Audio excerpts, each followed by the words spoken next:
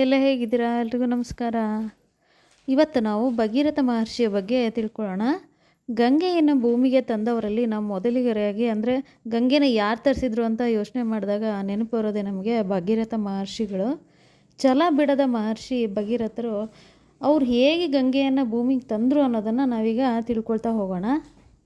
ಭಗೀರಥ ಮಹರ್ಷಿಗಳ ಮುತ್ತಜ್ಜರಾದಂಥ ಸಗರ ಮಹಾರಾಜರು ಒಮ್ಮೆ ಅಶ್ವಮೇಧ ಯಾಗವನ್ನು ಮಾಡಬೇಕು ಅಂತ ಅಂದ್ಕೊತಾರೆ. ಆದರೆ ಯಜ್ಞದ ಅಶ್ವಗಳನ್ನು ಇಂದ್ರ ಕದ್ದುಬಿಡ್ತಾನೆ. ಆದರೆ ಸಗರರಾಜನ ಮಕ್ಕಳು ಕುದುರೆಯನ್ನು ಹುಡ್ಕೊಂಡು ಹೋಗ್ತಾರೆ. ಅಲ್ಲಿಂದ ಏನು ಮಾಡ್ತಾರೆ, ಪಾತಾಳಕ್ಕೆ ಹೋಗ್ತಾರೆ. ಅಲ್ಲಿ ಕಪಿಲ ಮಹರ್ಷಿಗಳು ಧ್ಯಾನದಲ್ಲಿರ್ತಾರೆ. ಸಗರ ರಾಜನ ಮಕ್ಕಳೇನು ಮಾಡ್ತಾರೆ, ಕುದುರೆಯನ್ನು ಕದ್ದವ್ರು ಇವರೇ ಅಂತ ತಿಳ್ಕೊಂಡು ಅವರನ್ನು ಕೊಲ್ಲೋಕ್ಕೆ ಮುಂದಾಗ್ತಾರೆ. ಅಷ್ಟೊತ್ತಿಗೆ ಏನಾಗುತ್ತೆ, ಮಹರ್ಷಿಗಳು ಕಣ್ಬಿಟ್ಟು ನೋಡಿದಾಗ ಸಗರ ರಾಜರ ಮಕ್ಕಳು ಸುಟ್ಟು ಭಸ್ಮವಾಗಿಬಿಡ್ತಾರೆ.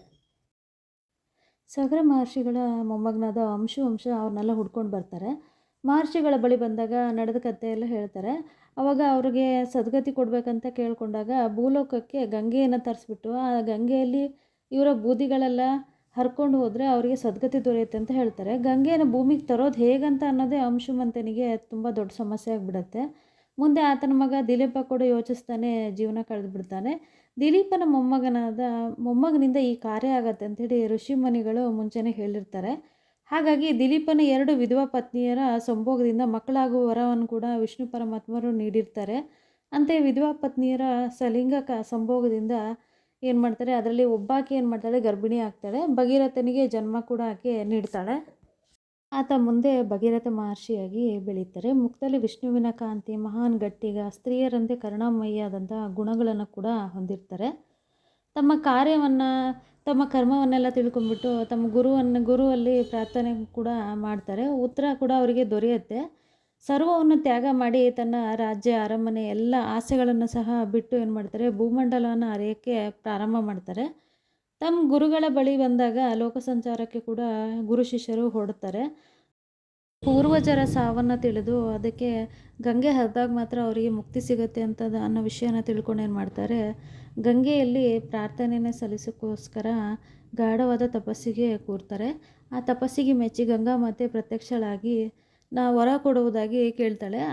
ಆಗೇನು ಮಾಡ್ತಾಳೆ ಅಂತಂದರೆ, ನನ್ನ ರಭಸವನ್ನು ಆಕಾಶದಿಂದ ಭೂಮಿಗೆ ತಲುಪಬೇಕಂದ್ರೆ ಭಾಳಷ್ಟು ರಭಸ ಇರುತ್ತೆ, ಅದನ್ನು ತಡೆಯೋದು ಹೇಗೆ ನೀನು ತಡಿತೀಯ ಅಂತ ಕೇಳಿದಾಗ ಮಹರ್ಷಿಗಳು ಸುಮ್ಮನೆ ಇರ್ತಾರೆ. ಆವಾಗ ಗಂಗಾ ಮಾತೆನ ಏನು ಮಾಡ್ತಾಳೆ, ನನ್ನ ರಭಸವನ್ನು ಈಶ್ವರನಿಂದ ಮಾತ್ರ ತಡೆಯೋಕ್ಕೆ ಸಾಧ್ಯ ಅಂತ ಉಪಾಯ ಕೂಡ ಕೊಡ್ತಾಳೆ.